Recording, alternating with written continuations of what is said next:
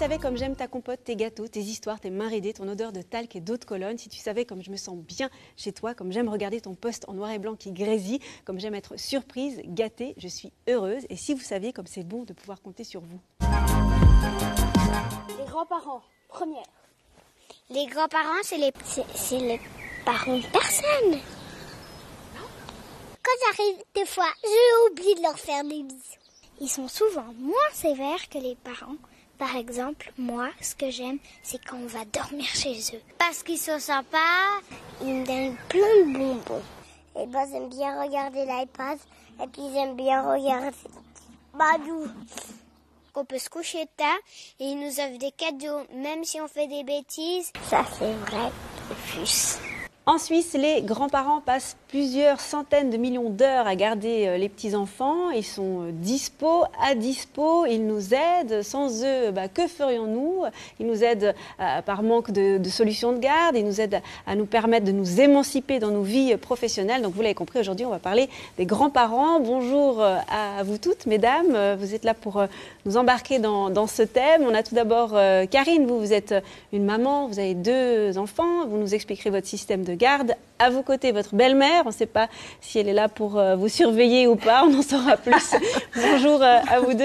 Bonjour, et puis, bonjour. En face, nous avons Nora Lamblay-Craft. Vous êtes la présidente d'une association. C'est une école, au fait, ça s'appelle l'école des grands-parents, mais c'est une association, c'est ça? C'est une association. Bonjour à vous aussi. Vous êtes vous-même grand-maman. Vous avez 5 petits-enfants. Et on saura un petit peu comment ça se passe. Mais d'abord, peut-être, c'est rare d'avoir la belle-mère, la belle-fille sur le même plateau. Souvent, c'est mère et fille. Vous sollicitez beaucoup vos parents pour garder vos enfants? Oui, c'est notre unique mode de garde, que ce soit ma belle-maman et son mari, aussi mon beau-papa, ou bien ma maman. C'est vrai la crèche, on a mis notre fille par souci de la sociabiliser, mais pas forcément par besoin. C'est vrai que... Donc vous êtes une chanceuse. Oui, ils sont hyper disponibles, c'est ça? Disponible, oui, et puis comme dans le besoin que j'ai, souvent dans des horaires qui changent de semaine en semaine, ouais, très flexible. Et alors pour mieux comprendre ce que vous faites, moi je vous propose de regarder cet extrait.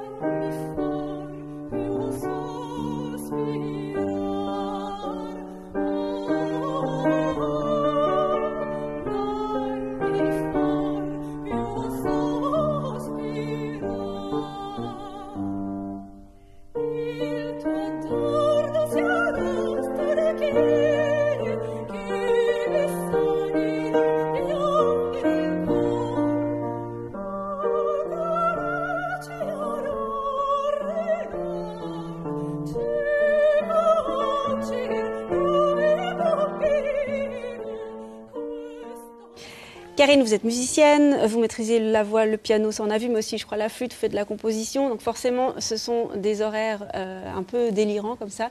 Et vous avez c'est votre béquille principale, la belle-mère? Avec le grand-père. Avec le grand-père. Vous les gardez, parce que vous avez 4 petits-enfants. Et puis, comment ça s'est passé au tout début? Est-ce que vous avez dû un petit peu vous entendre, ou il y a tout de suite une belle harmonie dans ces systèmes de garde?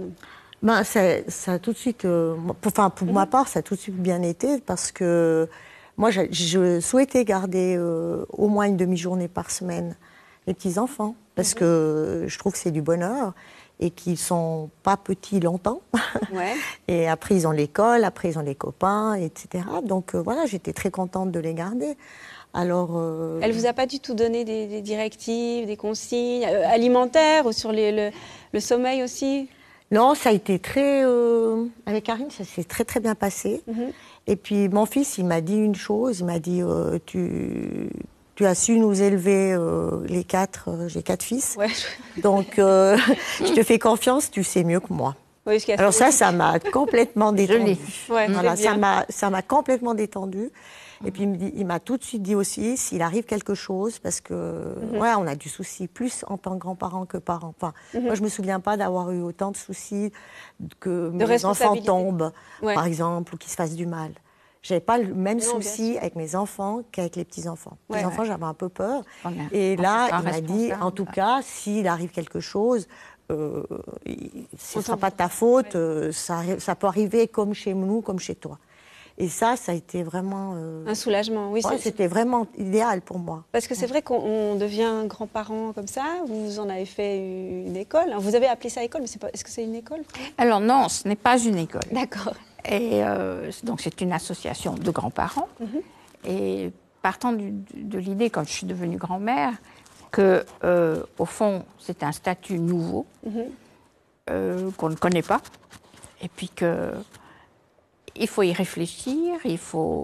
C'est tellement plein de possibilités et de richesses, et en même temps de danger parfois. Que je me suis dit que c'était bien de créer quelque chose où des grands-parents puissent se réunir et réfléchir ensemble. Et puis, si vous voulez, le terme d'école vient plus de la suite de l'école des parents, un petit peu. On s'est dit qu'il y avait aussi peut-être une école de grands-parents, parce qu'on n'a jamais fini d'apprendre finalement. Ben non. Vous avez bien connaissance 3, l'université du troisième âge, c'est une autre façon d'apprendre. Mais c'est amusant parce que nous sommes en ce moment, donc 13 ans après la création de cette association, dans un conflit et dans une réflexion sur le terme école. Ok, là j'ai cru que c'était un conflit entre les parents et les extrêmes. Non, mais ça a évolué. Vous avez l'impression qu'il y a plus de conflits quand même maintenant entre les... Alors, je parle du terme. Oui, Je parlais du terme. j'ai Non, compris. alors, mais je vous dévie. sur le plan des conflits, c'est pas qu'il y en a plus, il y en a beaucoup, pas mal, avec des situations qui sont souvent dramatiques. Et le but de l'association, c'est de prévenir les conflits, de favoriser la communication entre surtout les grands-parents et les jeunes parents. D'accord. Et donc pour ça, vous organisez des cafés. Voilà. Donc on a des cafés grands-parents. Hier soir, on a eu un café sur les mouvements sectaires, où justement là, comment les grands-parents peuvent déjà repérer, faire attention, intervenir éventuellement, même si on sait que c'est difficile. Et puis il y a des séminaires plus centrés sur la communication. C'est vraiment notre point central, notre fil rouge, c'est la communication. Surtout entre parents et grands-parents ou aussi petits-enfants? Non. Ils n'entrent pas forcément dans la ligne. Non, c'est vraiment... Ouais. Et puis vous, Karine, quand vous avez eu vos enfants, le premier, c'était un garçon ou c'est la fille? Un garçon, c'est l'aîné. Est-ce que vous l'avez tout de suite donné en toute confiance à votre belle-mère ou est-ce que vous avez commencé par le donner à votre mère? Question Ma maman, mais je ne suis même pas sûre. Mais peut-être plutôt le fait que, forcément, je suis moi-même peut-être moins timide avec ma maman qu'avec ma belle-mère, c'est normal. Oui. Donc, non, il me semble que même petit, vous l'avez eu. Après, c'est plus un sentiment, c'est vrai qu'il y a l'allaitement, qui est quelque chose d'assez... qui est plus intime. Donc intime, voilà. Partagez moins avec votre belle-mère. Voilà, peut-être, mais je crois que je l'ai donné un petit peu des deux côtés. Après, c'est plus peut-être au début, je me sentais peut-être plus facilement à discuter avec ma maman si j'ai un petit souci, simplement parce que c'est ma maman. Bah, c'est logique, oui. Et puis que je vais être moins gênée de parler de choses intimes qu'avec ma belle-maman. Mais bon, vous l'avez eu aussi tout petit, à quelques mois. Ouais, mais peut-être le premier lien, c'était quand même la mère qui était des fois... Voilà, peut-être que j'étais plus souvent chez ma maman au tout début. Mais ce qui est assez logique et qui coule de source. Voilà. Et est-ce que vous avez... Rosemary dit que non, mais est-ce que vous avez l'impression d'avoir donné quand même des pistes et à votre mère et à Rosemary? Et si oui, est-ce que vous les donnez différemment? Est-ce que vous communiquez quand même différemment? Parce que c'est souvent plus facile de dire à sa mère « Non, mais moi, je ne veux pas qu'il mange du chocolat ». Tandis qu'à la belle-mère, Ok, il a mangé du chocolat. Est-ce que vous arrivez, est-ce que vous faites aussi la part des choses? Alors je vais communiquer un peu pareil avec les deux. Après, je donne peu de choses parce que je fais confiance. Ouais, sinon on les donne pas. Voilà, la seule chose, c'est peut-être des choses toutes simples. S'ils sont malades ou mon fils qui fait un peu d'asthme, par exemple, des consignes plutôt par rapport à des médicaments qu'il faudrait donner à telle heure. Mais après, pour le reste, je trouve que... Enfin, je trouve même très bien si chez les grands-parents, ils ont d'autres libertés qu'ils n'ont peut-être pas forcément chez nous. Parce qu'en général, c'est ça. Vous les gâtez, ces petits-enfants? Moi, non, pas spécialement. Ah non? Pas spécialement, parce que... Un cadeau par je les semaine, pas gâte plus? surtout par le temps que je leur donne, quoi. Ouais. Disons que je suis que pour eux, quoi. Si je dois préparer le dîner, s'ils dînent à la maison, bien, je vais préparer la veille ou... Je tiens à être pour eux. Alors le temps, je les gâte beaucoup pour le temps que je leur donne, ça c'est sûr. Maintenant, chocolat, etc., non, pas tellement. Ah non. Des fois, quand ils avaient, des fois, il y a des périodes, hein, c'est tout différent. Il y avait des périodes où ils ne voulaient plus partir de la maison. Alors, pour pas qu'ils... De chez les parents? De chez moi. vous. Ah, oui, pas partir de chez les grands-parents.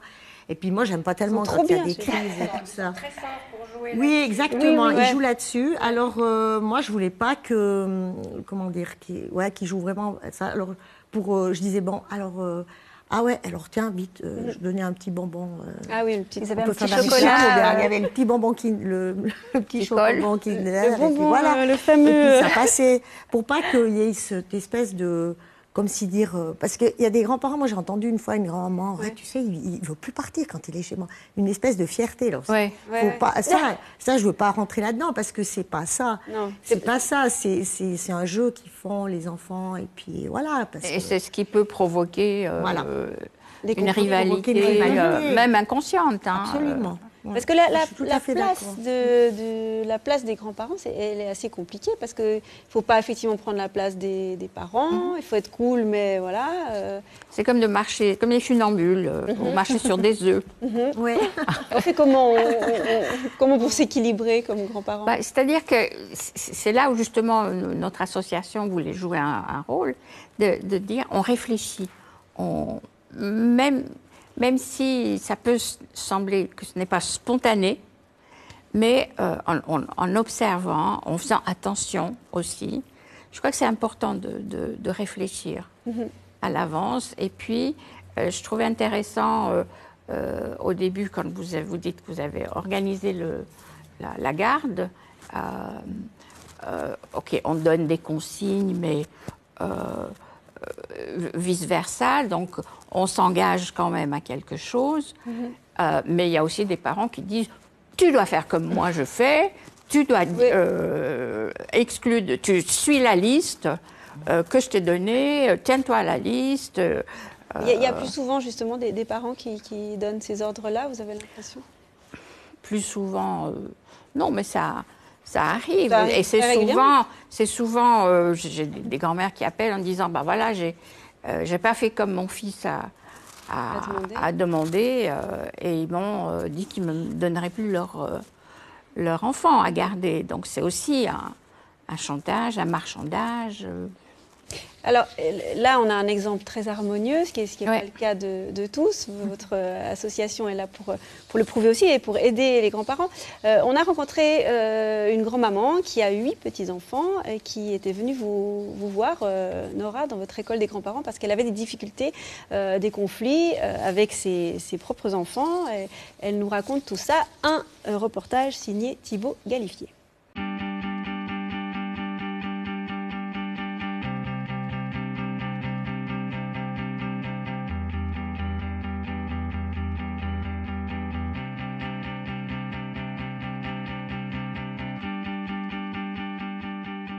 Alors, elle m'a proposé une petite brochure qui est faite en 3 volets, qui n'a pas été rédigée par moi, donc je me suis sentie extrêmement légitime et légitimée du fait que ma problématique, elle était assez banale finalement, et que c'est un classique. Et cette petite brochure parle des grands-parents, des parents et des enfants, donc ce lien sur 3 générations, avec les devoirs et les droits, ou plutôt les attentes et les devoirs, on va dire, je sais pas, des 3 générations. Donc, les 3 générations ont aussi des devoirs. Chacun... Et les 3 ont des attentes. Donc il faut entendre tout le monde. Voilà. Ouais. Donc les petits-enfants doivent faire attention quand ils viennent chez vous, d'être éduqués par leurs parents. Vous devez entendre et les parents et les petits-enfants. Enfin, il y a vraiment un espèce de... Il faut que je reconnaisse que mes enfants sont les parents de mes petits-enfants. Donc bien souvent, je n'ai pas à intervenir. Il faut que mes enfants reconnaissent que le lien entre leurs enfants et moi ne passe pas toujours par eux, dans le sens ils n'ont pas à le gérer, ce lien-là. Ils peuvent l'aider, mais pas le casser. Et que les petits-enfants, moi je me plie à leur âge, je vais m'adapter. Et eux, ils doivent faire attention qu'ils ne sont pas chez eux et qu'on fait attention, je ne sais pas moi, aux chats, aux plantes vertes, on ne renverse pas les fleurs. Voilà, les lois ne sont pas les mêmes. Et puis dans les conflits que vous aviez, est-ce que vous savez pourquoi vous ne pouviez pas voir vos petits-enfants? Non. Non. Je ne le sais pas vraiment. Je pense que c'était plus une histoire de mes enfants qui voulaient me maîtriser. Ils voulaient maîtriser le lien. Et si on ne parle pas à maman ou si on est fâché contre maman, personne ne la voit. C'est plus, voilà, si maman est sage, peut-être qu'on lui prêtera les enfants la prochaine fois. Enfin, moi, je l'ai un peu vécu comme ça et je me suis sentie très infantilisée et très diminuée, dévaluée, dévalorisée de cette position-là, que je trouve tout à fait injuste. Nous, on a été un peu dressés par nos parents. Je suis d'une famille de 6 enfants et je suis la dernière, donc non seulement mes parents, mais mes frères et sœurs m'ont dressée. Je me suis un peu révoltée, donc j'ai voulu élever mes enfants de façon un peu plus intelligente, Dr Spock, les épanouir. Je suis psychothérapeute, donc j'ai toujours fait attention à tout ça. Mais je leur ai peut-être donné le sentiment qu'ils étaient tellement importants, tellement merveilleux et tout ça, qu'ils le croient vraiment. Et ils ne se rendent pas compte que ils sont normaux, et ils ont aussi des devoirs et ils n'ont pas besoin de jouer de leur toute-puissance dans les relations. Enfin, pas dans la famille, quoi, c'est dommage. Et alors, comment être une bonne grand-mère en 2016 ? Je crois qu'il faut les aimer, puis il faut rester léger. Il faut s'amuser, il faut qu'ils aient du plaisir. Et puis pour ceux qui ont des conflits avec leurs propres enfants, et puis voilà, qui n'arrivent pas à régler ça, qui ne peuvent pas voir leurs petits-enfants, quel est le conseil qu'on pourrait leur donner ? Échanger, parler, essayer. Après, s'il y a une barrière infranchissable au milieu d'une relation, j'ai pas toutes les clés. J'ai pas toutes les clés, mais il faut les chercher quand même, ces clés. Parce que c'est trop dommage. Un jour, les enfants qui auront fait obstacle entre les grands-parents et les petits-enfants, un jour, ces parents-là, ils devront rendre des comptes aux petits qui diront « Pourquoi j'ai pas de grand-mère, moi ? Pourquoi j'ai pas, comme mes copains, pu faire un voyage ou faire du ski avec ma grand-mère ?» Et là, ils demanderont des comptes, il faudra pouvoir leur répondre. Il faut réfléchir.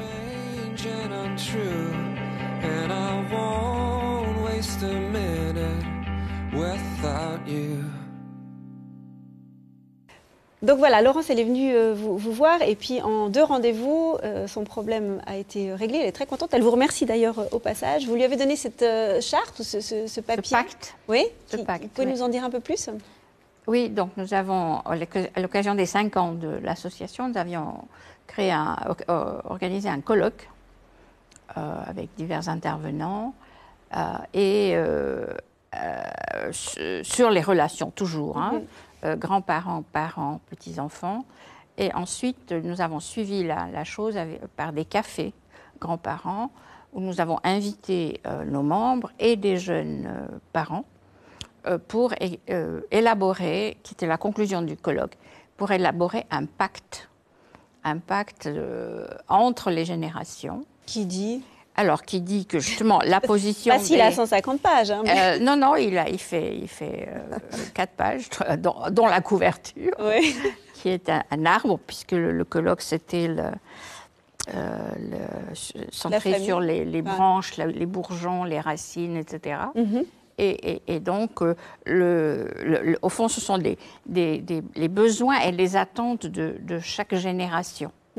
Le grand-parent qui dit, voilà, nous avons besoin de voir nos petits-enfants, de garder des contacts, d'être informés, parce que parfois on n'est pas du tout informé. Certains ne savent même pas qu'ils ont un petit enfant. Oui, là, ça commence mal. Voilà. Ouais. Et puis leurs besoins en disant quand même penser que nous ne sommes pas toujours disponibles. Voilà. Et puis les parents s'engagent aussi, c'est des engagements envers les parents aussi. De respecter les besoins et leurs attentes. Et en même temps, ce qu'eux, ils aimeraient, qu'il n'y ait pas trop d'interférences, qu'il n'y ait pas de critiques, pas trop de critiques, pas trop de remarques. Et c'est toujours sur un échange. Et puis, les petits-enfants qui disent, nous avons besoin justement de relations harmonieuses. Hein, et puis, s'il vous plaît, ne nous privez pas de nos grands-parents. Ce qui est important, voilà. Essentiel. Disons, j'essaye de vous résumer ça. Oui, non, mais c'est bien. Et je trouve intéressant qu'au fond, chacun peut avoir une interprétation de ce pacte. À sa façon et à sa façon. Et c'est ça qui en fait la richesse. Oui. Et ça me fait dire qu'il faudrait que j'en réédite à nouveau. Et puis, les conflits en général, ceux qui viennent vous voir, est-ce que c'est plus souvent... Enfin, moi, spontanément, je me dirais que c'est souvent un conflit entre, justement, belle-mère et belle-fille. Alors, pas nécessairement, non. Il y a pas mal de conflits entre mère et fille. Parfois entre père et fille, ou père et fils. C'est arrivé, mais il y a un peu pas de beaucoup. Tout, quoi. Il y a un peu de tout. Ouais. Mais belle-mère et mère, c'est à peu près... c'est équivalent. Et puis, justement, les grands-pères, et certains découvrent comme leur paternité en devenant grand-papa. C'est le cas chez vous ?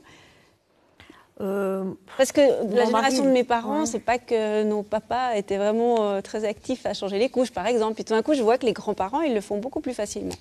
Oui, alors mon mari, c'est un peu spécial parce que je crois que c'était le premier dans la ville de Monté qui s'est promené avec notre voisin de palier avec un landau. Je ne parle pas de la poussette, du pouce-pouce, mais avec un landau. Donc c'est pas le bon exemple. Vous êtes vraiment l'exemple parfait. Quoi, non, c'est pas une question de parfait, mais je peux vous dire que voilà, lui, il n'a pas découvert le rôle de papa en venant grand-papa, mais par contre, il a découvert d'être grand-papa d'une fille parce qu'on a 4 fils. Donc, oui, ça change. Alors ça change. Ouais. Ça, c'est pour son plus grand bonheur. Ouais. Et vous voyez des grands-papas qui justement sont tout épanouis. Alors oui, il y a des grands-parents, des grands-papas. Il n'y en a pas beaucoup, hélas, qui viennent à nos réunions, mais qui restent quand même présents et actifs. Et souvent, les jeunes parents disent « je ne reconnais pas mon père » ou « je ne reconnais pas ma mère ». Oui, ils s'impliquent différemment. Voilà. Et puis, c'est vrai qu'ils sont à la retraite, ils ont plus de temps et ils découvrent autre chose. Et c'est formidable. Comment se fait la rencontre entre les premières rencontres avec les petits ? Quand on vous a annoncé que vous alliez être grand-mère, vous vous souvenez, vous ? Alors, en fait, oui, je me souviens. Donc, c'est un choc quand on dit, on va avoir un enfant, mais je vais être grand-mère. Non. C'était une émotion. Oui. C'était vraiment une émotion importante. Une émotion importante. Mais est-ce qu'elle est aussi forte que lorsqu'on va être mère ? Elle est très différente parce qu'on est face à l'inconnu. Oui. Hein, c'est qu'est-ce qu'on va faire ? Quelle sera ma place ? C'est ça. Voilà. Et puis, je me souviens avec mon premier petit-fils qui était en couveuse, j'ai vu pendant 1 mois à travers la ville. Et quand ils sont sortis, ils sont arrivés à la maison et ils me l'ont confié. C'était vraiment une émotion. Puis j'ai dit, écoute, je me présente. Je suis ta grand-maman. Mais ils m'ont laissée seule avec le bébé. Et je me suis présentée à lui. Ah, c'est mignon. Et c'est très émouvant pour vous aussi, ça l'était ? Ou vous étiez plus... Quand, moi, je me souviens, mais elle a encore l'émotion, hein, on sent. Oui, elle nous le transmet. Hein. Non, mais c'est très fort. Alors moi, quand j'ai appris, c'est mon fils aîné qui quand ils m'ont annoncé, là, on était chez eux, là, quand ils m'ont annoncé, moi, j'ai eu les larmes qui sont coulées direct. Et puis, c'était comme si ma belle-fille, elle portait mon fils. c'était comme je visualisais qu'elle était enceinte de mon fils. Ça a été un flash comme ça. Et puis, c'était très intense. Mais c'était d'une intensité. Et puis, j'ai rajeuni. Je sais pas, c'était comme moi. C'était moi qui étais enceinte en même temps. C'était vraiment fou, quoi. Moi, ça m'a rajeuni. J'avais de nouveau 30 ans, quoi. C'était fou. Hein. Et en dehors de la responsabilité que vous disiez, qui est quand même la chose qui vous fait un peu peur comme grands-parents, en dehors de ça, il y a d'autres... Vous voyez un peu d'autres problèmes, peut-être pour éclairer ou pour aider certaines personnes qui nous écoutent. Ouais. Je trouve que c'est plus facile quand la personne a été éduquée un peu comme nous, quoi. Karine, elle habitait tout près de chez nous quand elle était jeune. Ah oui, même que je la connaissais. Non, je la connaissais déjà. Je la connaissais pas, mais c'est le fait qu'elle soit là. Même environnement. Le même environnement. Même culture. Oui, c'est ça. Même culture. Ouais. Alors, on a peut-être moins besoin de communiquer comment on fait. Donc, il y a peut-être moins de malentendus. C'est valaisant, ils se comprennent sans se parler. Hein, voilà. Il risque d'avoir moins de malentendus, voilà. Ou pas. Au départ. Ou pas, voilà. Peut-être en conclusion, je vais vous le demander à vous aussi. Karine, puisque l'harmonie est bonne, qu'est-ce que vous pourriez conseiller aux mamans comment faire pour justement que tout ça soit le mieux possible? La communication. Moi, j'ai pas de soucis, c'est vrai, mais en tout cas, s'il y en a un, pas avoir peur de le dire. Je pense que c'est important de pouvoir discuter. Et puis nous, depuis le départ, enfin, depuis la naissance de notre fils, on avait décidé, en tout cas avec ma maman, qu'elle garderait, et puis avec mes beaux-parents, et du coup, le discuter assez tout de suite, à l'avance, et puis organiser comment est-ce qu'on veut faire. Que les choses soient claires voilà. dès le début. Puis demander aux beaux-parents ou aux grands-parents combien de fois tu aimerais la voir. Aussi, pas que ce soit... Moi, j'ai toujours peur de me dire, pas d'imposer. Il me dépanne, et puis du coup, j'impose. Ouais. Donc là, du côté de Rosemary ou Eric, puis ma maman aussi, si ça ne va pas, surtout les fois où ce n'est pas prévu, je sais qu'ils me disent non sans problème. Donc j'ose demander. Okay. Mais du coup, c'est vraiment la communication qui fonctionne. Et je pense que c'est ça le problème. Si on communique mal, il y a des sous-entendus et des choses qui peuvent un tout petit peu déraper. Et vous, Nora, en conclusion, qu'est-ce que vous pourriez... Je reprends au vol l'importance de la communication, mais c'est la qualité de la communication, de part et d'autre. Okay. Je pense que de ne pas tout le temps donner des conseils, des consignes, de faire des listes, n'oublie pas ci, n'oublie pas ça, n'oublie pas ça, de part et d'autre, parce qu'il y a des grands-mères qui le font pour leur fille et leur belle-fille, et ça va dans les vice-versa. D'accord. Merci infiniment à vous trois. Je rappelle que l'école des grands-parents a un site internet, c'est www.écoledesgrands-parents.ch, c'est à Lausanne. Vous pouvez sans autre aller voir ce qui s'y passe. Si vous avez des problèmes, Nora sera là pour vous accueillir.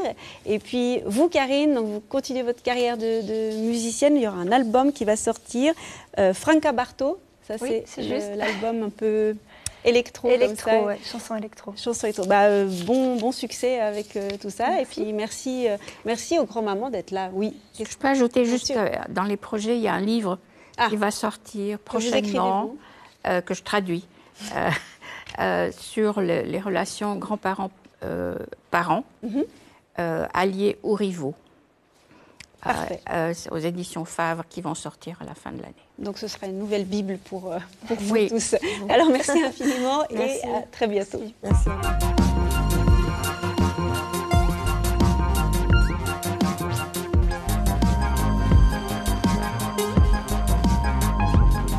Une fois j'ai eu le hockey et mes grands-parents rigolaient et je suis tombée sur les fesses dans le bac à jouer. Mais c'est pas grave, au revoir.